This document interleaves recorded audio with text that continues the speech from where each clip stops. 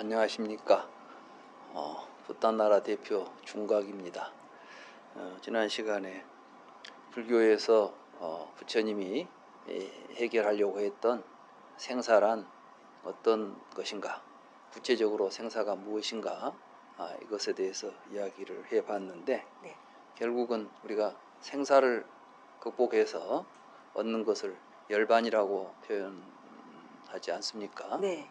그래서 이제 오늘은 도대체 그 열반이 구체적으로 또 무엇인지, 네. 그러니까 생사를 우리가 생사가 무엇인지를 이해했다면 네. 이 생사를 극복해서 성취해야 하는 열반, 네. 이게 이제 무엇인지를 좀 알아야 될 것 같아서 네. 오늘은 그 주제를 가지고 이야기를 좀 할까 합니다. 네. 사람들이 보통 열반이라고 하면 기독교의 천국 같은 것이라고 생각하는 경향이 있는 것 같아요. 그러니까 다시 태어나는 것을 벗어나서 뭔가 되게 아름답고 행복한 곳, 이제 죽으면 가는 곳, 약간 이렇게 생각하는 게 아닌가 하는 생각이 들어요. 네.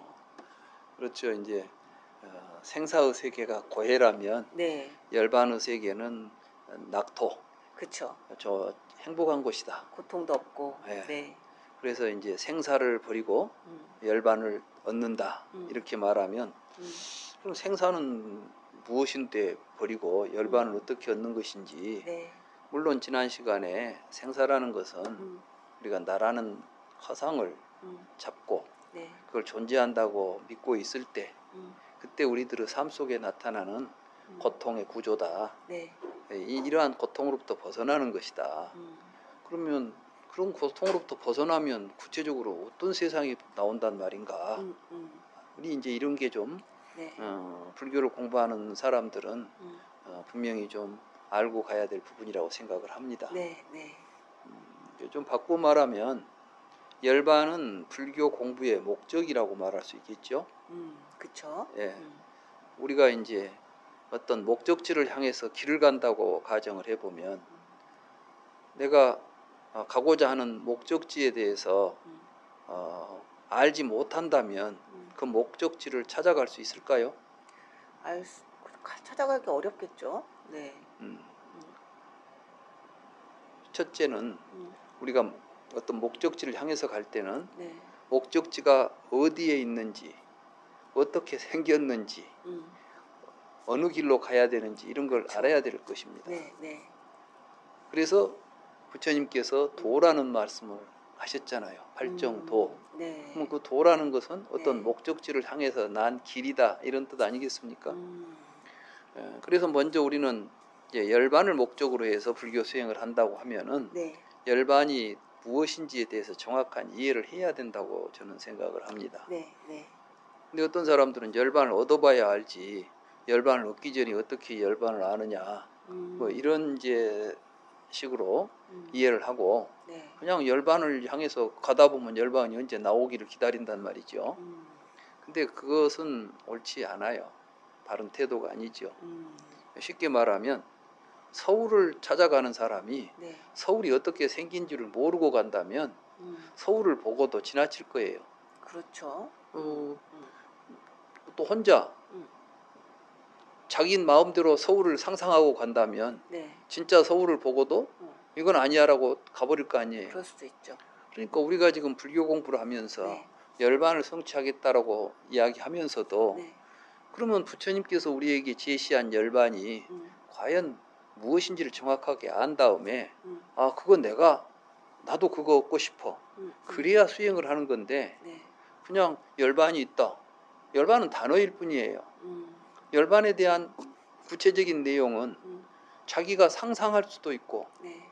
또 부처님이 우리에게 가르쳐 준 것일 수도 있어. 근데 많은 사람들이 열반을 추구할 때 불교를 통해서 열반을 추구할 때 네. 자기가 상상한 열반을 추구한다고 한다면 부처님이 우리에게 제시해 준 부처님이 성취했다고 하는 열반과는 거리가 있겠죠. 거리가 있다면 네. 그러면 그 사람은 제대로 된 불교 열반을 얻을 수 있겠습니까? 아무래도 힘들겠죠. 아무래도가 아니라 절대 힘들어요. 절대 네. 안 돼요. 네. 왜냐하면 부처님이 제시한 열반을 보고도 저건 아니야라고 받아들이지 않을 테니까. 그러니까 서울을 자면서도 저건 서울 아니야라고 지나간다고. 그리고 자기가 원하는 자기 상상을 찾아간다. 네. 이렇게 되면 사실은 허상을 쫓는 것이 되지요. 그래서 불교를 공부하는 입장에서는 네. 알고 가야 됩니다. 모르고 수행하면 안 돼요. 네. 그래서 부처님 정견도 그렇게 해서 말씀하신 겁니다. 그래서 이제 네. 예, 우리가 생사를 벗어난 열반을 이야기하려고 할 때, 네. 근데 여전히 우리는 나라는 실체가 있어가지고 네. 뭐 죽어서 내 몸속에 내가 있어가지고 죽어서 어디로 간다는 생각을 하는데, 근데 이게 이제 무하다. 그러면 또 좀 허무주의에 빠질 수도 있고. 네. 도대체 부처님께서 우리에게 말씀하신 아까 이제 업보 이야기도 나왔잖아요. 네. 그래서 무엇보다도 열반을 우리가 이해하기 위해서는 네. 부처님이 말씀하신 무아와 공에 대한 의미를 제대로 이해를 해야만 열반을 성취할 수가 있을 것입니다. 아, 그렇겠네요. 네. 저희가 계속 부처님이 말씀하신 것들에 대해서 이를테면 윤회가 있냐 없냐에서 그게 중요한 게 아니라 윤회란 무엇인가, 생사가 있냐 없냐의 문제에서 중요한 것은 생사란 무엇인가, 그러니까 이렇게 더 근본적인 질문들을 해왔으니까 열반 또 그 맥락에서 이해할 필요가 있을 것 같아요. 그렇습니다. 네. 당연히 모든 것은 부처님의 말씀은 지금 생사 열반이 떨어져 있지 않잖아요. 네. 생사를 떠나서 열반을 얻자 이렇게만, 생사는 괴로움이고 열반은 행복이다. 그러니까 우리의 삶이 고통스러운 삶에서 행복한 삶으로 가는 거죠. 이 구조 속에서 네. 생사와 열반을 우리는 이제 이해해야 되는데, 네. 그래서 우리가 생사를 벗어나려면은 무아를 체득해야 된다. 공을 깨달아야 된다. 이런 말을 하지 않습니까? 네. 네. 그렇기 때문에 공의 의미를 올바로 이해해야 된다는 것이죠. 그래서 이제 자바함경이라는 경에 보면 네. 경 이름이 제1의 공경입니다. 그러니까 제1의 공경이라는 것은 네. 제1이라는 것은 가장 핵심적인, 예, 공이라는 것은 그러니까 불교에서 제1 최고로 중요한 의미를 가지고 있는 공이라는 개념을 설명하는 경이라 이렇게 이제 볼 수 있어요. 네. 이 경 이름이. 네. 그 경을 한번 읽어보겠습니다. 네. 내가 이제 그대들을 위하여 법을 설하겠다. 처음도 좋고 중간도 좋고 마지막도 좋으며 좋은 의미가 있고 순일하게 청정함이 충만하며 범행이 청백한 법으로서 제1의 공경이라고 부르는 것이다. 잘 듣고 바르게 사유하라. 그대들을 위하여 이야기하겠다. 어떤 것이 제1의 공경인가? 비구들이여, 아는 생길 때 오는 곳이 없고 사라질 때 가는 곳이 없다. 이때 아는 이제 눈 안자를 씁니다. 네. 이와 같이 아는 부실하게 생기며 생긴 것은 남김없이 사라진다. 업보는 있으나 작자는 없는 것이다. 이비 설신의도 마찬가지다. 그러니까 이제 안이비 설신의. 네. 우리는 대개 이걸 이제 육근이라고 알고 있어요. 네. 근데 여기서는 육근 이야기를 하는 게 아니라 육입처 이야기를 하는 겁니다. 그러면 이제 지금까지는 육근과 육입처를 네. 같은 내용으로 이해하고들 있습니다. 네. 12입처는 육근 육경이다. 이렇게들 불교를 설명하는 네. 사전에도 그렇게 나오고, 근데 사실은 근경하고 입처하고는 다른 말이에요. 전혀 내용이 다릅니다. 네. 근이라는 말은 우리들의 시각 활동을 이야기해요. 눈으로 뭘 보고 귀로 듣고 이런 걸 보고 활동이라고 그래요. 네. 그럼 그 활동에 의해서 활동의 영역, 네. 그 시각 활동이 대상으로 삼는 걸 경이라고 그래요. 그러니까 근경. 네. 그러면 이제 눈이라고 하는 시각 활동을 통해서 밖에 색이라고 하는 것들이 대상으로 나오죠. 네. 이런 구조를 이제 근경이라고 말합니다. 네. 그런데 입처는 뭐냐 하면, 근데 여기 보면은 그 눈이라고 한번 생각해 봅시다. 눈은 생길 때 오는 곳이 없고 사라질 때 가는 곳이 없다. 그 좀 이상해요. 이상하죠. 네. 눈은 그냥 여기 있는데요. 눈이 네. 여기 있는데 네. 그러면 눈이 생길 때를 우리가 이 시각 활동을 하는 눈이라고 하면 네. 생길 때는 언제 생겼을까? 태어날 때 생겼죠. 생기고 네. 죽을 때 그러면 이제 뭐 이런 이야기를 하는 것은 아닌 것 같은데. 그렇죠. 네. 근데 사실은 안입처는 아마 전 시간에도 이야기했을 거예요.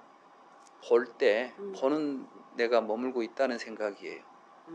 그러니까 요즘 좀 더 쉽게 말하면 보는 나예요. 보는 나. 이게 눈이 아니라 보는 나. 이게 보이는 그 나에 의해서 보이는 것이 이제 색입체죠. 네. 그래서 근데 이 보는 나는 생길 때 오는 곳이 없고 사라질 때 가는 곳이 없다. 이 말은 무슨 뜻이냐면 네. 내가 눈을 감고 있을 때는 보는 내가 있겠습니까? 없겠습니까? 눈을 감고 있으면? 눈을 감고 있으면 있죠. 눈꺼풀 안쪽을 보고 있잖아요. 눈꺼풀 안쪽이 보입니까? 깜깜하긴 하지만 보이지 않나요? 깜깜 안 보인 것을 깜깜하다고 그래요. 그러니까 사실은 네. 바로 우리 지금 네. 박사님도 네. 보는 놈이 아내가 있어가지고 네. 본다는 생각을 하니까 눈 안에서 보고 있는 놈이 있다. 이게 바로 네. 안입처예요. 그런데 네. 그 보는 놈이 반드시 볼 때만 있어. 그러니까 보는 놈은 볼 때만 나타나지 안 볼 때는 안 나타나요. 네. 맞죠? 네. 그러니까 제가 잠들어 있거나 하면 뭔가 본다는 행위 자체를 하고 있지 않기 때문에 그렇지. 보는 내가 그렇죠. 일어나올 수가 보는 없지. 내가 있을 수가 없죠. 근데 네. 보는 내가 아내가 있다고는 생각하면서 사는 게 그게 나라고 보는 거죠. 네. 그러니까 그렇죠? 유깁처가 생기는 것을 생이라고 말해요. 유깁처가 드러나는 걸 생이라고 말한다고 부처님 말씀하신 생사에 보면 네. 오느 허연연 뭐 유깁처의 획득 이렇게 말한다고. 그러니까 말하자면은 보는 내가 있다는 생각을 가지니까 그 보는 내가 이제 죽어서 못 보게 되니까 생사라는 생각을 하는 거지. 근데 보는 나를 잘 보라는 거야. 네. 보는 내가 정말 눈 안에서 보고 앉아 있는가. 그런데 보는 나는 볼 때만 나타나고 안 볼 때는 사라져 버리죠. 그렇죠. 근데 어디서 왔다가 어디로 가죠? 보는 놈이 있어가지고 본다면 그렇게 볼 수가 없죠. 지난번에 그 뭐 불꽃의 비유도 하셨었지만 어디 있다가 어디로 간다는 개념으로 이해할 수는 없을 것 같아요. 바로 그렇게 있는 거예요. 보는 네. 내가. 네. 보는 내가 없다는 것이 아니라 보는 나는 볼 때만 나타나고 보지 않을 때는 사라지는데 네. 어디서 오지도 않고 어디로 가지도 않아요.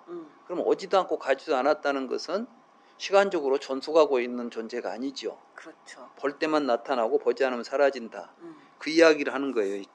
이건 그러니까 네. 뭐냐면 이건 통찰을 통해서 이제 나타난 세상을 경지를 이야기하는 겁니다. 네. 그러니까 보면 안은 생길 때는 오는 것도 없이 생겼다가 사라질 때는 가는 것도 없지 않느냐.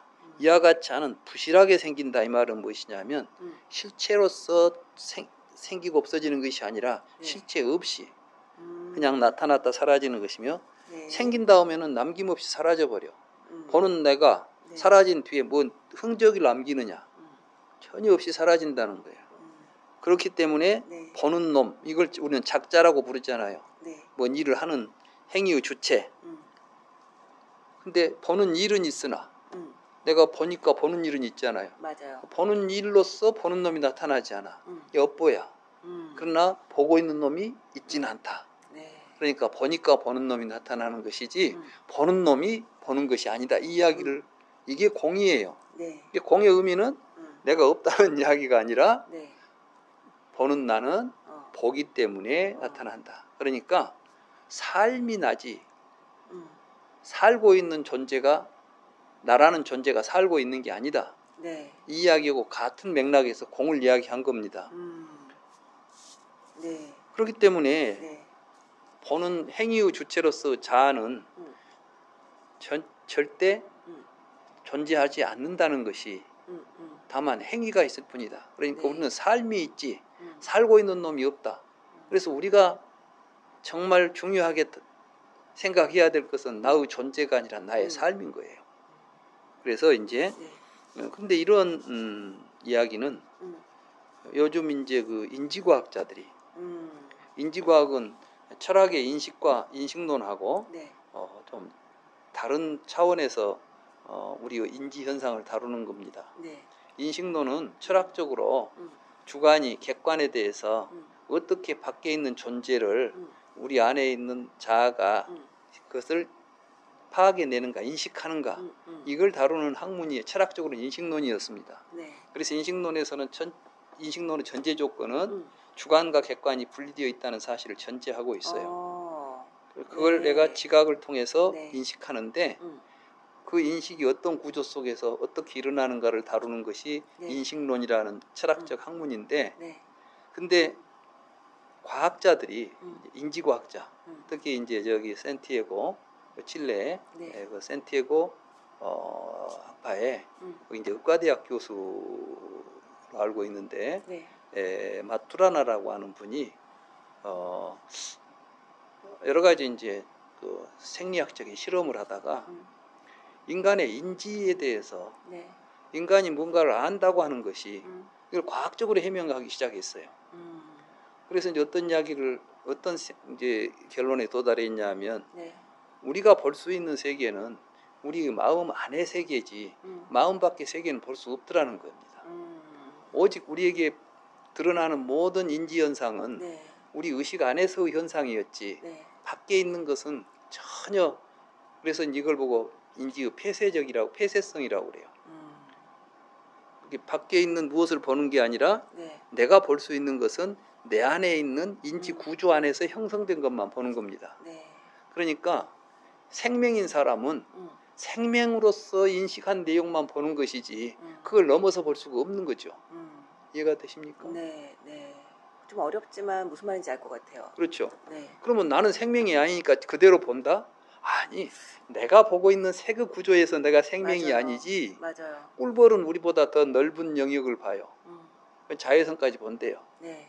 그러면 자외선이나 적외선을 보고 있는 생물의 입장에서 보면 우리는 그쪽 색은 못 보니까 일종의 생명인 거야. 그렇죠. 그러니까 우리가 세상에 보인다고 하는 것은 밖에 있는 세상을 보는 게 아니라 네. 어떤 인지 구조에 의해서 자기 생성된 인지를 보고 있는 거죠. 맞아요. 이를테면 제가 길을 가다가 좋아하는 사람을 만나면 그 사람만 보이잖아요.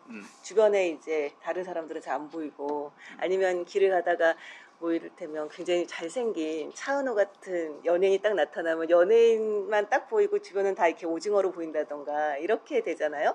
그것과는 또 좀 틀려. 아, 그래요? 여기서 말하는 것은 이제 그것도 일부가 돼. 네. 왜냐하면 네. 내 관심사만 나에게 강조되지. 맞아요. 네, 그걸 떠나서 네. 전체적으로 네. 우리가 인지한다는 현상 자체가 자연 환경을 그대로 인지하는 게 아니라 네. 그 세계를, 그걸 우리는 세계라고 부른다는 거예요. 그러니까 세계는 밖에 있지 않다는 것이지. 네. 예, 인지과학자들이 하는 이야기예요. 네. 근데 이제 그 가운데 바렐라라고 하는 사람이 그 마뚜라라는 분의 제자인데 네. 또 제자이면서 같은 동지고 함께 학문을 같이 했던 분이에요. 네. 근데 그분이 무슨 이야기를 했냐면 이 인지과학을 하신 분들이 불교를 만났어요. 특히 바렐라라는 분이 불교 공부를 하다 보니까 불교가 이미 인지과학과 매우 밀접한 연관이 있는 거예요. 네. 그래서 이제 그분이 쓴 책이 그 인지과학에 대한 Embodied Mind, 체화된 마음이라는 책 속에 네. 어떤 이야기가 나오냐면 오온에서 자아찾기, 그래가지고 오온은 무하다 이런 이야기를 오온이라는 말을 직접 씁니다. 네. 이만큼 이제 인지과학자들이 볼 때 부처님이 하신 불교의 교리들은 네. 인지과학적인 성찰과 굉장히 많이 유사하다는 거예요. 이분도 그래서 이제 네. 네. 지금까지는 내가 있어가지고 세상을 본다고 해서 주관의 절대성을 이야기했지 않습니까? 네. 네. 근데 인지과학자들은 그 주관조차도 인지의 산물이라는 거야. 내가 이제 인지의 과정에서 나타난 부산물이지 네. 인지하는 놈이 있어가지고 인지를 하고 있다고 보지 않아. 굉장히 재밌죠? 네. 자, 그럼 이분이 어떤 이야기를 하고 있느냐? 인간의 역사를 통틀어 나타난 반성적 사고의 전통, 철학, 과학, 정신분석, 종교, 명상은 자아에 대한 소박한 견해에 도전해왔다. 자아에 대한 소박한 견해라는 것은 내가 있다는 생각이죠. 그쵸? 어떤 전통에서도 경험의 세계 내에서 독립적이며 영속적인 고유한 자아가 발견되었다는 주장이 존재한 적이 없다. 이 말은 무엇이냐면 경험의 세계 내에서는, 상상의 세계에서는 내가 있을 수 있어요. 또 개념적으로 내가 있다는 존재 증명을 할 수도 있어, 논리적으로. 근데 그게 아니라 정말 나를 본 적이 없다는 거야, 아무도. 박사님은 나를 그렇죠. 자기를 박사님을 스스로 본 적이 있어요? 그러니까 몸도 내가 아니고 그렇게 생각하면 나를 본 적이 없죠. 그러니까 독립적이고 영속적인. 네. 그렇죠. 우리는 근데 마치 내 몸 안에 응. 독립적이고 영속적인 내가 있다는 생각을 하니까 윤회한다는 생각도 하는 거죠. 그렇죠. 또 이놈이 네. 살아있는 동안은 독립적이고 지속적인데 응. 죽은 뒤에는 있는지 없는지 뭐 없다고 생각하니까 단멸론이 되고 있다고 생각하니까 네. 상주론이 되는 거 아니겠어요? 네. 네. 근데 발견된 적이 없다는 거예요. 그러니까 본 적도 없는 놈을 가지고 이놈이 죽으면 계속 존재하냐 존재하지 않냐, 지금까지 우리는 이런 걸 묻고 살았던 거죠. 네. 데이비드 휴무 유명한 구절을 인용하면서 이 점을 분명히 해보자. 데이비드 휴미라는 분은 영국의 철학자인데 네. 이분은 이제 모든 걸 의심해요. 지금까지 서양 철학에서 진리라고 주장하고 있다고 주장한 것들이 네. 보니까 하나도 근거가 없다는 거야. 그래서 그건 전부 믿을 수 없다, 이렇게 전부 의심을 했던 사람이에요. 네. 네. 근데 보니까 불교하고 아주 가까운 철학에 가까운 불교 철학에 가까운 지점까지 오신 분입니다. 네. 내 개인적인 입장에서 보자면 이게 이제 데이비드 휴մ 이야기예요. 네. 내가 나 자신이라고 부르는 것에 가장 가깝게 갈 때, 그러니까 이제 내가 나는 누구냐, 뭘 나라고 부르지?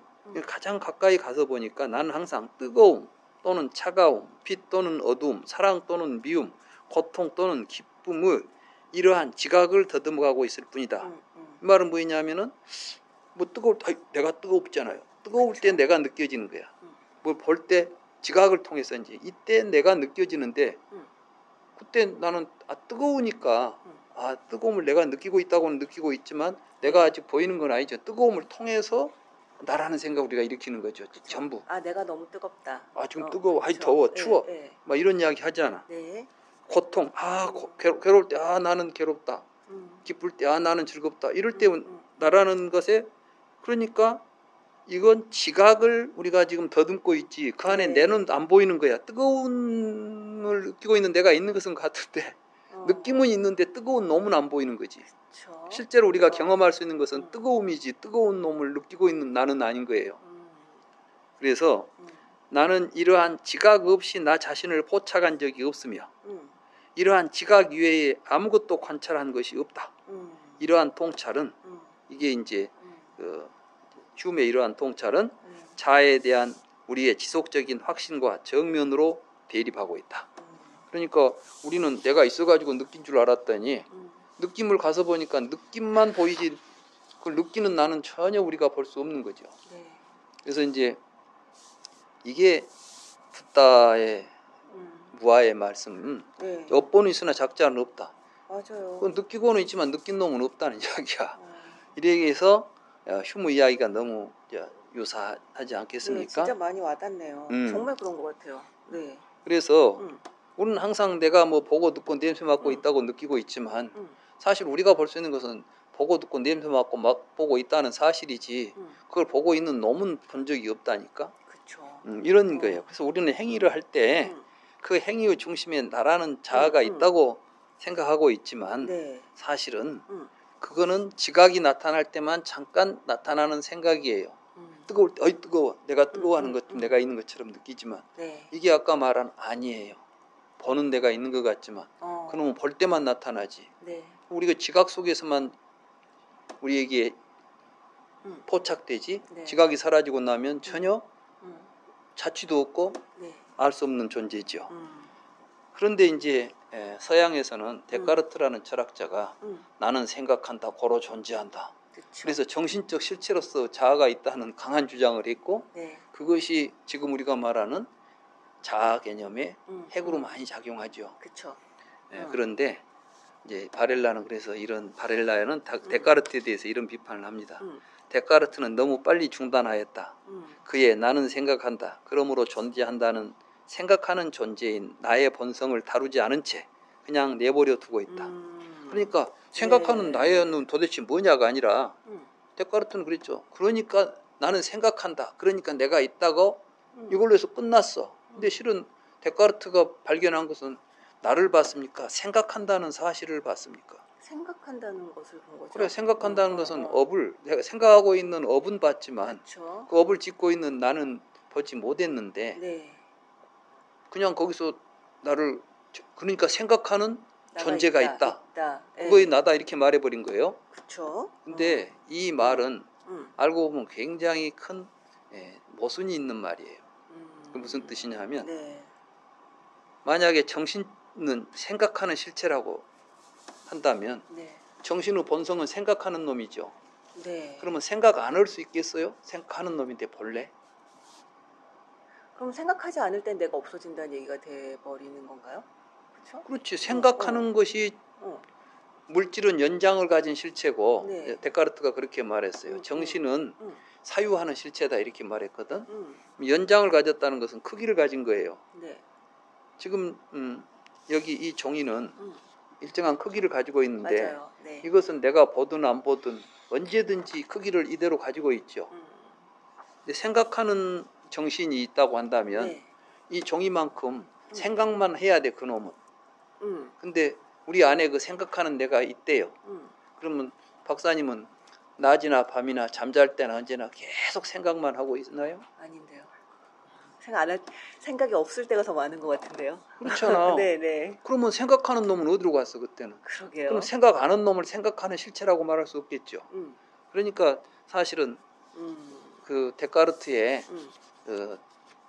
이 자아 찾기는 굉장히 좀 허술한 거예요. 그래서 참으로 데카르트는 나는 근본적으로 사고하는 존재라고 하였다. 그러나 여기서 그는 너무 멀리 갔다. 나는 존재한다는 것에서 얻을 수 있는 유일한 확실성은 내가 생각한다는 것이지 존재한다는 것이 아니죠. 그래서 만일 데카르트가 충분히 엄밀하고 주의 깊고 세심했다면 그는 나는 생각하는 존재라는 결론으로 비약하지 않았을 것이다. 오히려 그는 마음 그 자체의 과정에 주의를 집중했을 것이다. 그러니까 이제 불교 수행에서 항상 윗바사나 하지 않아요. 내 마음에서 일어나는 과정에 주의 집중하는 거예요. 그리고 이런 식으로 마음 생각이 일어나고 사라지기도 하고 느낌이 일어나고 사라지기도 하는구나. 그래서 우리가 정신적 실체라고 불렀던 것들이 여러 가지 인연에 의해서 연기하고 연멸하는 것이다. 이 사실을 위에 전혀 우리가 달리 발견할 수 있는 어떠한 것도 없다는 겁니다. 부처님은 이 점을 분명하게 하고 있어요. 그런데 우리가 거기에 대해서 나라는 생각을 갖는 건 무엇 때문이냐? 가래 때문이다. 말하자면 내가 즐거운 느낌을 느끼잖아요. 또 느끼고 싶어요. 그럼 그 느낌을 계속해서 느낄 수 있는 어떤 실체적인 걸 우리는 굉장히 갈망하는 거죠. 그러기 위해서 이제 자아 개념에는 항상 가래 개념이 있어가지고 가래에 의해서 취해져가지고 자아로서 존재성이 드러나게 되고 그 존재성을 우리가 취하고 있기 때문에 생사가 벌어진다. 이게 12연기인 거예요. 그러니까 이 12연기설은 현대 인지과학자들이 살폈던 우리의 그 인지의 구조 속에 그것과 굉장히 유사하죠. 그래서 그 인지과학자들이 불교에 깊은 관심을 가졌고 그러면서 이제 자신들이 스스로 어떤 과학적으로 한계에 부딪혔을 때 불교로부터 굉장히 좋은 많은 아이디어를 얻었던 것 같아요. 그래서 그 바렐라 같은 분은 특히 이제 불교하고 인지과학을 서로 같이 비교하고 또 서로 연구를 했던 분입니다. 그래서 이제 우리는 그 중화암경에 열반이 무엇인가에 대해서 이야기를 하는 거예요. 드디어 또 열반으로 돌아왔군요. 이제 그럼 무한데 어떻게 열반은 무엇이냐 이런 이야기를. 맞아요. 그래서 그 어떤 것이 애가멸한 고멸성제인가. 그러니까 이제 열반은 뭐냐면 갈망하는 마음이 사라지는 거예요. 가래가 사라지면 애가 사라지면은 취유생노사가 사라진다는 거죠. 그쵸? 그게 열반이라는 거예요. 그럼 가래가 사라진다는 것은 중생들은 내 육처가 뭐냐면 안이비설신의죠. 그러니까 아까 말한 육근이 아니라고 경에서 분명히 내 육입처라는 말을 쓰는 겁니다. 네. 육근이라고 쓰지 않고 네. 그러면은 보는 나 듣는 나 이런 것들이죠. 네. 이걸 애착하고 있는 거예요. 내가 뭘 봤는데 저게 나를 기분 좋게 하잖아요. 그러면 계속해서 그걸 보고 싶은 내가 계속해서 있어야 돼. 그래서 계속 그걸 반복해서 네. 그러니까 어제도 그걸 보고 좋아하고 오늘 또 그걸 보고 좋아하는 내가 있으면은 네. 내가 어제부터 오늘까지 좋아하는 내가 계속 존재한다고 우리는 취하고 잡고 있는 거예요. 네. 이렇게 해서 우리는 자아의식이 이제 안에서 형성되고 이런 네. 이제 이야기를 하는 겁니다. 네. 애착하고 있다. 그가 만약에 이들에서 해탈하고 이들에 물들지 않고 집착하지 않고 끊고 모두 버려서 이들에 대하여 욕탐이 없으면 근데 이게 육군이라 하면 되겠어요? 육군을 그쵸. 집착하지 않고 끊고 버리고 그러면 뭐 봉사되고 뭐 이러자는 이야기인데 그게 아니야. 이에 대한 욕탐이 없으면 이들이 멸하고 그치고 사라진다. 그러니까 보는 놈이 있다는 생각, 듣는 놈이 있다는 생각, 내가 본다는 생각 이런 것들이 그치고 사라져서 그러면 괴로움이 멸한다는 거죠. 네. 그럼 뭐 내가 괴로운 놈이 이제 내가 괴로움을 느끼고 있는데 보는 놈이 없는데 누가 괴로울 것이며 듣는 놈이 없는데 누가 괴로울 것인가. 예, 이와 같이 외육처에도 외육처라는 건 이제 색성양 미촉법이죠. 그 다음에 촉수의 상사에도 마찬가지다. 중생들은 뭐 이런 식으로 해서 이제 결국은 멸성제라는 것은 내입처, 외입처, 그러니까 12입처 또는 뭐 18개 이런 이제 우리 그 12연기에서 보면은 문명이 멸하면 행이 멸하고 예치유생 노사가 멸하잖아요. 네, 네. 그러니까 이제 환멸문이 성취되면 그걸 열반이라고 부른다. 이렇게 이제 부르는 거죠. 네. 그러면 그럼 무명이 멸하면 바로 열반이네요. 무명이 멸하면 다 한꺼번에 멸해서 그러니까요. 그러니까 무명이 사라진 삶을 사는 것을 열반이라고 부르는 것이죠. 네. 그런데 이제 네. 우리는 열반을 하면 어떻게 될까? 또 열반하면 어떤 세계가 또 나올까? 이런데 이제 궁금하잖아요. 네. 붓다 당시에도 부처님 당시에도 제자들 가운데 그런 제자가 있었어요. 예. 그 이제 아난다 존자도 네. 그렇게 열반하면 도대체 어떤 세계가 나오지? 그냥 뭐 잘못 생각한 것만 이제 무지에서 알게 되면 끝인가? 알기만 하면 된단 말이야. 너무 좀 허망하잖아. 열반은 뭐 대단해야 되는데. 네, 네. 우리 지금 그거 하려고 막 목숨 걸고 무문관에도 들어가고 막 그러는데 네, 네, 네. 이게 너무 좀 허망해. 네. 그래 이제 아난다가 사리불존자에게 묻습니다. 거기가 이제 아암경, 자바암경에 육촉입처를 멸진하고 욕탐을 떠나면 멸하고 사라져버린 후에 다시 남는 것이 있습니까? 그러니까 이렇게 우리가 열반을 얻으면 네. 뭐 다 없어지고만 했잖아. 지금 보면은 열반을 이야기하면서 무명을 연하여 노사가 멸한다. 남김없이 사라진다 그렇게 했는데 네. 사라지고 나면 아무것도 없단 말인가? 열반에 가면 왠지 열반을 즐길 나는 있어야 될 것 같은데요. 예, 열반도 있고 내가 네. 그래야 뭐 할 맛이 나지. 그치. 우리 중생들은 그런 게 있어야지. 그렇잖아요. 네. 그런데 사리불이 이제 어떤 대답을 하냐? 네. 남는 것이 있는가 없는가를 묻는 것은 모두 무의미한 말입니다. 남는 것이 있네 없네. 뭐 있어야 있고 없고지 지금 허망한 생각 사라지는 건데 뭐가 남고 있냐 이 말이야. 네. 만약 육촉입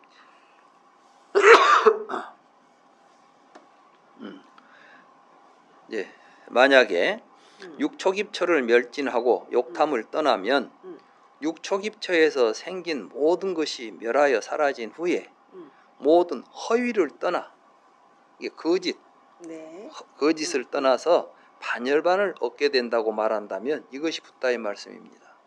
그러니까 이것은 우리는 착각 속에 살고 있다가 네. 착각을 벗어나는 것을 열반이라고 말하는 것이지 그거 착각에서 벗어나가지고 어디로 가면 또 뭐가 하나 나올 거다.